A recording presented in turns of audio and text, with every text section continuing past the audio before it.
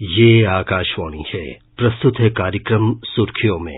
इसके अंतर्गत सुनिए प्रत्यक्ष लाभ अंतरण के तहत रिकॉर्ड संख्या में धनांतरण पर चर्चा। इसमें भाग ले रहे हैं आर्थिक विश्लेषक संतोष तिवारी और आकाशवाणी संवाददाता मनोज पाठक। 2014 से आरंभ हुई डायरेक्ट बेनिफिट ट्रांसफर योजना विगत 9 वर्षों में व्यवस्थागत परिवर्तन लाने में सक्षम हुई है। एक ओर इस योजना के माध्यम से पारदर्शिता सुनिश्चित हुई है, तो दूसरी ओर ऐसे व्यक्ति जो इस धन को बीच में ही रोक लिया करते थे, उनका लगभग निपटारा हो चुका है। यह योजना पिछले 2 वर्षों में रिकॉर्ड स्तर पर पहुंची है और पिछले 2 वर्षों के आंकड़े कह रहे हैं कि देश भर में 12.5 लाख करोड़ रुपयों का सरकार का धन लाभार्थियों के खाते में पहुंचाया गया है, जो एक कीर्तिमान है। इसी विषय पर चर्चा करने के लिए हमने आमंत्रित किया है आर्थिक मामलों के वरिष्ठ विश्लेषक श्री संतोष तिवारी जी को। यहाँ पर सीधा सा सवाल यह है कि ये बेनिफिट ट्रांसफर योजना है, यानी कहने प्रत्यक्ष धन लाभ जो मिल रहा है, लाभार्थियों के खाते में जा रहा है, वह योजना क्या है, किसे मिलता है और जो 2 वर्ष के आंकड़े हैं वो क्या कह रहे हैं।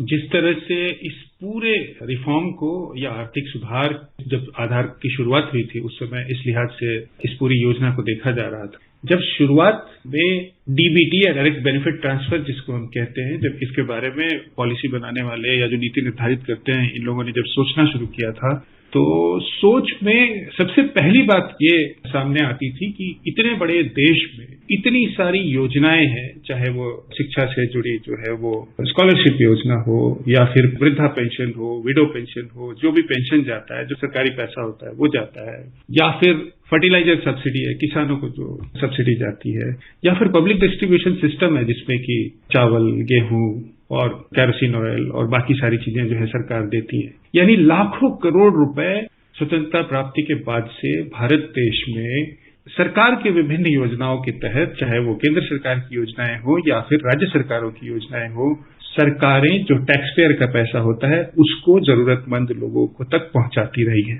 दिक्कत की बात ये थी कि बीच में आपने और हमने सबने सुना है कि एक समय ऐसा था जबकि 100 पैसे यानी 1 रुपए अगर सरकार के खजाने से निकलकर और जरूरतमंद है उस तक पहुंचना होता था, तो उसमें से 85 पैसे बीच में कहीं गायब हो जाता था और सिर्फ 15 पैसे जो हैं वो लोगों तक पहुंचते थे।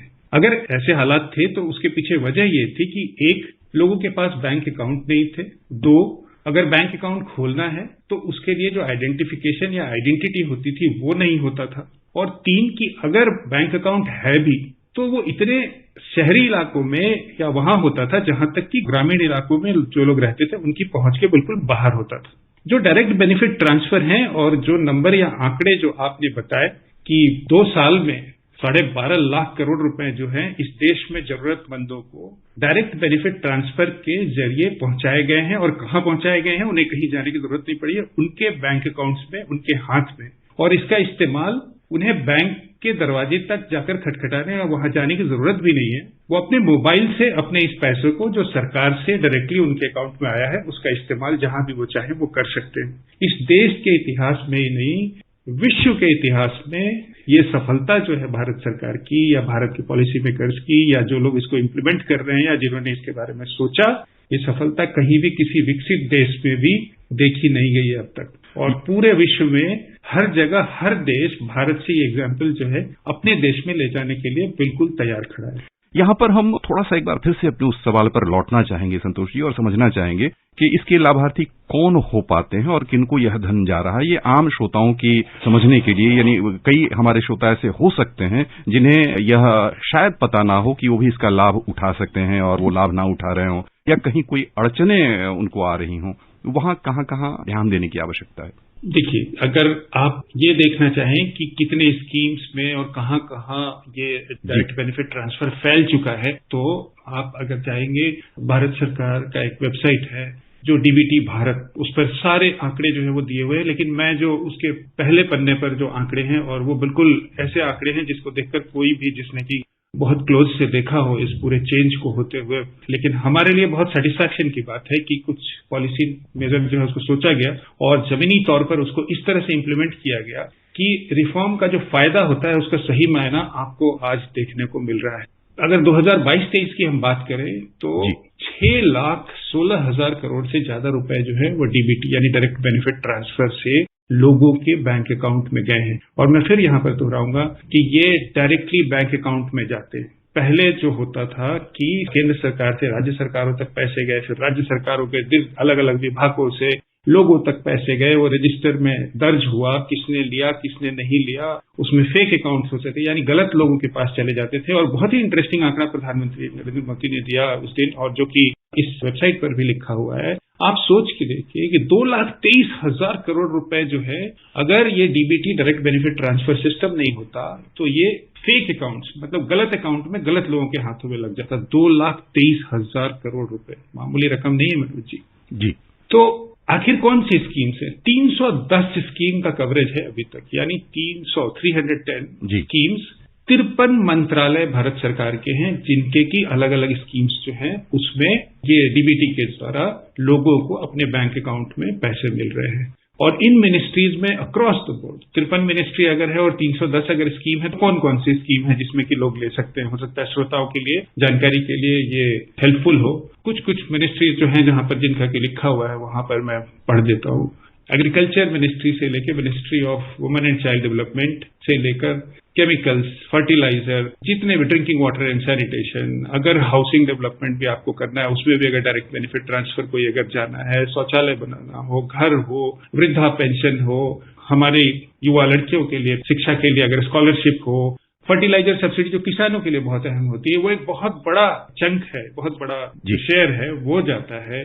पब्लिक डिस्ट्रीब्यूशन सिस्टम आप देख लीजिए, जो कि कोविड के दौरान अगर किसी देश ने अपने नागरिकों का जो हित है उसको अगर किसी तरह से अगर बचा के और अच्छे से सर्विस करके रखा तो वो भारत देश एग्जाम्पल है। आप देखिए जिस तरह से पीडीएस पब्लिक डिस्ट्रीब्यूशन सिस्टम से लोगों को मुफ्त अनाज, खाना और सब कुछ मिला, 2 साल तक लगातार मिला है, वो सब कुछ ये सब डायरेक्ट बेनिफिट ट्रांसफर के जरिए ही हुआ है। इन 2 साल में जिस तरह से भारत ने, चाहे वो कोविड वैक्सीन लगाने का काम करना हो या फिर लोगों को मुफ्त राशन देने का काम हो, कहीं भी किसी को कोई दिक्कत नहीं हुई, चाहे कोई कितने भी दूर दराज इलाके में देश में था, इसी सिस्टम से सरकार ने लोगों की मदद की है। तो आपको सरकार से चाहे कोई भी रकम डायरेक्टली सब्सिडी के तौर पर मिलता है, वो डायरेक्ट बेनिफिट ट्रांसफर के थ्रू आप ले सकते हैं। आपको जनधन अकाउंट खोलना पड़ेगा अपना, आपको उस डिपार्टमेंट में रजिस्टर या उस स्कीम में रजिस्टर होना होगा। उसके बाद आपको कहीं दौड़ने की जरूरत नहीं है। पैसा जब भी होगा, जैसे ही सरकार जो है उसको रिलीज करेगी, उसी सेकेंड डायरेक्टली आपके जनधन अकाउंट में वो पैसा आएगा।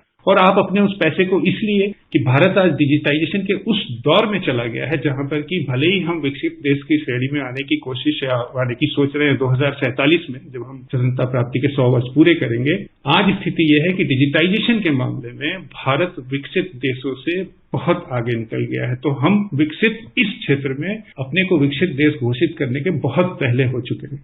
विकसित देश भारत भले ही नहीं हुआ अभी, लेकिन विकसित देशों से आगे चल रहा वित्तीय लेन देन के मामले में वर्ष 2014 के बाद से लगातार प्रधानमंत्री नरेंद्र मोदी के नेतृत्व में जो व्यवस्थागत परिवर्तन आया है, वह ये कि खजाने से चला हुआ 1 रुपया सीधा लाभार्थी तक पहुंच रहा है। आजादी के अमृत काल में जिस तरह से हमारे कदम आगे बढ़ रहे हैं, उसमें प्रधानमंत्री की योजनाएं, प्रधानमंत्री का तंत्र पर सतर्क नियंत्रण और उनकी दृष्टि के साथ चलता हुआ संपूर्ण भारतवर्ष प्रगति के पथ पर तेज गति से अग्रसर हो रहा है। बस यहीं पर संतोष जी, हम आपको बहुत बहुत धन्यवाद देना चाहेंगे।